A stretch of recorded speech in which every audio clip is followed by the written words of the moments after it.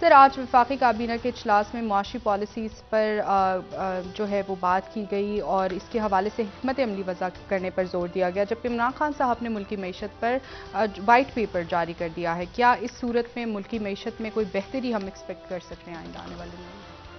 किसी किस्म की कोई बेहतरी तो नज़र नहीं आ रही, और बल्कि कशीदगी बढ़ने जा रही है अगले चंद दिनों में। सर, और सियासी महज पे कशीदगी बढ़ेगी, और जाहिर है कि हुकूमत एक मिनी बजट ला रही है और उसमें जीएसटी भी लगाने पे गौर हो रहा है और लेवी बढ़ाने पे भी गौर हो रहा है। आईएमएफ की जो शराइत हैं उन्हें पूरा करना ज़रूरी है, और हुकूमत की तरफ से जो इक़दाम किए गए हैं, मुझे तो अब देखें ना, उसमें आज उन्होंने कहा कि तवानाई को बचाया जाएगा, एक ख़ास किस्म के जो बल्ब हैं वो बंद कर दिए जाएंगे, मतलब वो उनकी पैदावारी बंद हो जाएगी बल्बों की, और मार्केटें जो हैं 8:30 बजे और शादी हॉल्स 10 बजे 10 बंद बजे कर बंद दिए। की सारे जाएंगे। मुल्क के जो ताजिर हैं उन्होंने तो मुस्तरद कर दिए। जी। ये मईशत को ठीक करने के क्या कोई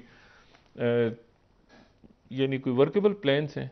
देखें, पाकिस्तान में इस वक्त मईशत पहले ही रुकी हुई है, क्योंकि उसकी वजह ये है कि एलसीज नहीं खुल रही, सर, कारखाने नहीं काम कर रहे। अब वो जो कारखाने नहीं काम कर रहे, मईशत ठंडी हुई है पूरी दुनिया में। पाकिस्तान में तो ख़ास तौर पे कई मुल्कों ने तो उसको रीस्टार्ट किया है, ताकि वो पूरी दुनिया में जो हालात ख़राब हैं इस वक्त मईशत के, उन पे काबू पाए। लेकिन पाकिस्तान में तो आपने बिल्कुल ही स्लो कर दिया कि जी दुकानें भी नहीं होंगी, लाइट भी बंद कर दें, ये कर दें, वो कर दें। काबीना का इजलास आज, उसमें भी कह रहे हैं कि लाइट्स नहीं जली। वो दिन में हुआ था तो लाइट्स क्यों जलाने की जरूरत क्या थी, पर्दा पीछे कर लेते। वो अपनी तरफ से पूरी कोशिश कर रहे हैं, लेकिन ये कोई इससे इस तरह की चीज़ों से मईशतें ठीक होती नहीं जी। है, क्योंकि जहाज़ी साइज़ की, बल्कि टाइटैनिक साइज़ की एक काबीना है। और आपको पता है ये टाइटैनिक के साथ फिर क्या हुआ था? तो वो टाइटैनिक जो है वो, उसके साथ शहबाज शरीफ साहब चल रहे हैं, लेकिन वो टाइटैनिक जो है वो, अब मैं क्या कहूँ क्या हुआ था उसके साथ। लेकिन इशू ये है कि उस पे या तो हो ना छोटी सी काबीना, और वही कि मुस्लिम लीग नून की हुकूमत और साथ उसके इत्तेहादी, जैसे हमेशा रवायती तौर पे होता रहा सर, है, और कोई फंक्शनल पार्लियामेंट है, कोई कानून साजी हो रही है, कोई बात हो रही है। ये तो एक अजीब सा एक अरेंजमेंट था, जिससे इससे ज़्यादा तो कोई, इससे मेरे ख्याल के बदतर हालात हो कारकर्दगी सकते। हो सकती थी। और ये नहीं, ये इनबिल्ट ऐसा ही था, क्योंकि कानून साजी नहीं हो पा रही। कोई एक पार्टी जो है वो मुकम्मल डिपेंडेंट है दूसरी पार्टियों के, जो कि जी। खुद बड़ी पार्टी है, पाकिस्तान पीपल्स पार्टी हुकूमत में रही है, और जो तहरीक इंसाफ है वो बाहर है, जो कि इस वक्त जिसकी अगर इलेक्शन हो मेजॉरिटी है इस जाए, वक्त। इस वक्त इलेक्शन होता है तो स्वीप करते हैं, तो इसलिए इलेक्शन भी नहीं हो पा रहा। अच्छा, लेकिन कहीं ना कहीं देखिए कशीदगी, मैं क्यों बात कह रहा हूं, अदम इस्तेकाम है और रहेगा। उसकी वजह यह है कि एक डिसफंक्शनल सिस्टम चल रहा है ना, ये इसमें इस सिस्टम में कोई यानी ये कब तक रहेगा, कैसे रहेगा। मिसाल के तौर पे कराची में जैसे एमक्यूएम और पीपल्स पार्टी, कल रात को वज़रा गए, उनका नाकाम हो गया उनका विजिट। वो यहाँ से खुसूसी त्यारे में गए, वज़रा काबीना गई, और वो काबीना ने क्या कराची में बात की, वो मीडिया से भी नहीं बात उन्होंने की। बाद सर, में वज़रदारी साहब भी थे वहाँ पे, एमक्यूएम के लोग भी थे, तमाम एमक्यूएम की जो, तमाम तो नहीं, लीडरशिप। एमक्यूएम पाकिस्तान के। और फिर उसके बाद कामरान टसूरी साहब भी पहुंच गए, वजीर आला भी पहुंच गए, किसी ने उसके बाद बात ही नहीं की। फिर वो चले गए वापस। फिर उसके बाद कामरान टसूरी साहब जो गवर्नर, वो भी शायद इस्लामाबाद पहुंचे। फिर उनकी क्या बात हो रही है शायद, क्योंकि शहबाज शरीफ साहब ने या नवाज शरीफ साहब ने कोई गारंटी नहीं ली थी एमक्यूएम को। मैंने पहले भी कहा ना, एमक्यूएम को उन्होंने कहा था जरदारी साहब देखेंगे। जी, अब बिल्कुल। ये गैर फितरी सी बात है कि मतलब वैसे तो पीपल्स पार्टी की हर हुकूमत में एमक्यूएम रही है। मसला यह है कि वो पीपल्स पार्टी के साथ भी रहे हैं और नहीं भी रहे। लेकिन इशू ये है कि वो जो बलदियाती इशू में चल रहा है कराची का, उसमें हाफिज नईमुर रहमान साहब बड़े एक्टिव हैं। जी। अच्छा, फिर एमक्यूएम जो है वो, उसकी गालिबन वो बात बनी नहीं सिंध हुकूमत के साथ, जिसके नतीजे में आज गालिबन उनका कोई इजलास हो रहा है, और उसमें वो एमक्यूएम जो है वो एक जाहिर है उनका भी एक वोट बैंक, और एमक्यूएम के अंदर ये बड़ी शिद्दत से ये इस बात का एहसास है कि हमारे मुख्तलिफ एक तो आपस में उनकी मुख्तलिफ ग्रुप्स बन गए, और फिर ये है कि उसके नतीजे में उनका जो वोट बैंक है वो पीटीआई ले गई। अच्छा, और मसला ये है कि तो अब वो पूरी कुव्वत के साथ आ रहे हैं वापस, उनके ग्रुप्स जी। आपस में मिल रहे हैं।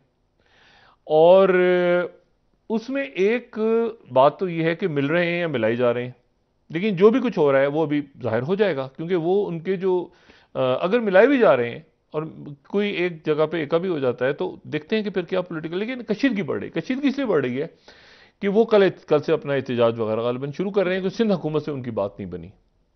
और सिंध हुकूमत यानी पाकिस्तान पीपल्स पार्टी ने जो बात की कि कराची में हमारा मेयर होगा, और उसके ऊपर उनके और फिर हाफिज नईमुर रहमान साहब भी बहुत एक्टिव हैं। तो अब यहां पर ये जो एक तो सिंध में और वहां पर कराची में हालात जो हैं वो किसी भी वक्त, यानी कि सियासी तौर पे तो वैसे ही कसी तो बेड़ा गर्क हुआ है कराची सिंध के बाकी इलाकों का।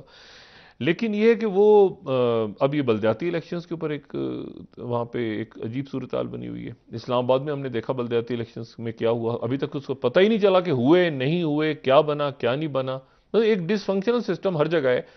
पंजाब में देख लें आप, मतलब हुकूमत वो क्या होगा, नौ को इधर लोग जाएंगे उधर लोग जाएंगे, क्या होगा। परवेज इलाही साहब और शुजात हुसैन साहब के दरमियान क्या हुआ, लोग टूटे नहीं। एक पूरा डिसफंक्शनल पॉलिटिकल अरेंजमेंट है जो कि स्टॉप गैप के तौर पे लाया गया था, रखा गया था या आया था कि इमरान खान साहब की हुकूमत का खात्मा हो जाए। और वो लेकिन वो एक गैर फितरी था, तो एक गैर फितरी जिसका कोई यानी आप समझे ना कि अजीब सा है वो। पाकिस्तान पीपल्स पार्टी और मुस्लिम लीग नून इत्तेहादी, मतलब ये तस्वुर ही अजीब सी बात है। ठीक है, जमीयत उलमा इस्लाम और एएनपी, मतलब ये आप ये कैसे है, ये क्या है, लेकिन बस है। अच्छा, लेकिन उसके बावजूद भी जो है वो कानून साजी नहीं हो पा रही, ऑर्डिनेंस कभी इशू होते हैं, कभी रुक जाते हैं, कभी मसले मसाइल। तो मुल्क में स्टेबिलिटी तो तब आएगी ना जब कोई फंक्शनल हुकूमत होगी। और या तो पीटीआई वापस आके असेंबलियों में बैठेगी, जो अब नामुमकिन है। अब क्या 3 महीने पहले वो आएंगे इलेक्शन, 3-4 महीने 5 महीने जितने भी रह गए। और उधर से मुस्लिम लीग नून भी यकीनन अभी समझ रही है कि उनको इलेक्शंस की तरफ जाना है, और ये सिस्टम नहीं चल रहा। और ये सिस्टम कैसे कशीदगी की तरफ जाता है, फिर ये गिरता है, या ये सिस्टम से मुराद ये जो पार्लियामेंट है, ये जनवरी फरवरी मार्च मई जो भी होगा, ये एक हर गुजरते दिन के साथ इस शहबाज शरीफ साहब के लिए, सागदार के लिए साहब के लिए ये मसाइल लेकर आता जाएगा। इसी में गालिबन कहीं पर अब चूंकि इलेक्शन ईयर शुरू हो रहा है और इलेक्शन की तरफ मामला जाते नजर आ रहे हैं सबको, इसलिए मुस्लिम लीग नवाज के अंदर आज तब्दीली आई है। यानी तब्दीली तो नहीं, यानी उनके अंदर एक ऑर्गेनाइजेशन के अंदर एक बड़ा फैसला हुआ है कि मरियम नवाज साहिबा जो है वो सीनियर नायब सदर। अब ये मरियम नवाज साहिबा का सीनियर नायब सदर होना इस बात को इंडिकेट करता है कि मामला आगे इलेक्शंस की तरफ जा रहा है, जो भी उसकी टाइमिंग्स होगी, जैसे भी होगा। और अब मरियम नवाज ये देखना यह है कि एक तो मुस्लिम लीग नून के अंदर क्या हालात डेवलप होते हैं, क्योंकि एक ग्रुप ऐसा है, हम खुद भी हमने बातें सुनी हैं लोगों से जो मरियम नवाज साहिबा को पसंद नहीं करते, जो कि शहबाज शरीफ साहब की तरफ ज्यादा टिल्ट रखते हैं अपना। अब मरियम नवाज साहिबा क्या किस अग्रेशन के साथ वापस आती हैं, क्या इमरान खान ही एक पंचिंग बैग रहेंगे सबका, तमाम के तमाम जो इस कुर्रे अर्थ पे जितनी भी लोग हैं, क्या उनके सामने से एक इमरान खान ही रहेगा जिसको, या कोई और भी बात लेकर वो सामने आएंगे। तो ये बात बड़ी देखनी है कि इलेक्शन कैंपेन कैसे होती है, और क्या पीपल्स पार्टी का तो मतलब अभी ये जो है ना, अभी ये तलखियां हैं आने वाले दिनों में। मैंने आपसे कहा ये कोई नहीं मान रहा इस बात को कि जी आप टैक्सेस भी लगाएं और आप जो हैं वो मार्केट्स बंद कर दें। यानी पंजाब हुकूमत ने तो वैसे बंद कर दिया, केपी में भी नहीं मार्केट्स, कराची के ताजुर ने कहा सवाल ही पैदा नहीं होता, तो हमारा तो काम कारोबार ही नहीं चल रहा। तो ये क्या तरीका है भाई आपकी मईशत को ठीक। अच्छा, अब IMF के साथ मुज़ाकरात गालिबन जो हैं वो एक कह रहे हैं कि जी यहां से हम जाएंगे इसको जो 9 जनवरी को जो डोनर्स कॉन्फ्रेंस हो रही है, और डोनर्स कॉन्फ्रेंस हो रही है जेनीवा में, तो वहां पर एक IMF का डेलीगेशन जिसका कोई ताल्लुक नहीं होगा, ये पाकिस्तान वो अलग लोग हैं, ये अलग लोग हैं वो, लेकिन उन वहां पर गालिबन डार साहब की बात होगी। तो डार साहब की बात होगी जेनीवा में, तो उससे तो मुझे अब पता नहीं उसके नतीजे में वो IMF का प्रोग्राम बहाल, क्योंकि उनकी शराइत तो बिल्कुल मुख्तलिफ है, डोनर्स कॉन्फ्रेंस तो एक अलग है। तो मेरा ख्याल ये है कि आज भी देखें जो प्रेस कॉन्फ्रेंस हुई जिसमें माशी फैसले वगैरह ऐलान किया गया, उसमें सारे ही वज़रा मौजूद थे और मईशत के ऊपर बात हो रही थी, लेकिन डार साहब नहीं थे। डार साहब की कमी महसूस हुई। वजीर दिफा जो है उन्होंने माशी पॉलिसियों का ऐलान किया।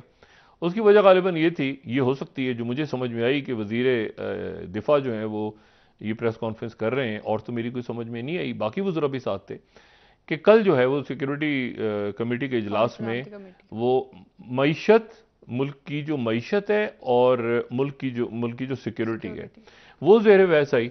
अब मेरा ख्याल है कि वो तनाजुर, शायद मैं तो ये समझ रहा हूँ कि तनाजुर अलग अलग होगा। एक तो इकोनॉमिक सिक्योरिटी होती है ना, एक इकोनॉमिक सिक्योरिटी तो आपके अवाम के अंदर, मतलब उनके अंदर सुकून है, चैन है, सब आराम से कारखाने चल रहे हैं, तनख्वाहें मिल रही हैं, बेरोजगारी तो नहीं है, हॉस्पिटल चल रहे हैं, स्कूल चल रहे हैं, वो इकोनॉमिक सिक्योरिटी है। एक ये है कि इकोनॉमी अलग और सिक्योरिटी अलग, मतलब तो क्या इकोनॉमिक सिक्योरिटी, मेरा ख्याल है इकोनॉमिक सिक्योरिटी भी इंपॉर्टेंट है कि लोगों में अनरेस्ट ना, सोशल अनरेस्ट ना पैदा हो गुर्बत की वजह से और महंगाई की वजह से और बेरोजगारी की वजह से, और सिक्योरिटी अलग है, यानी मुल्क की सिक्योरिटी, जो मजमूई सिक्योरिटी अलग है, एक इकोनॉमिक सिक्योरिटी भी है कि लोगों में अनरेस्ट ना पैदा हो।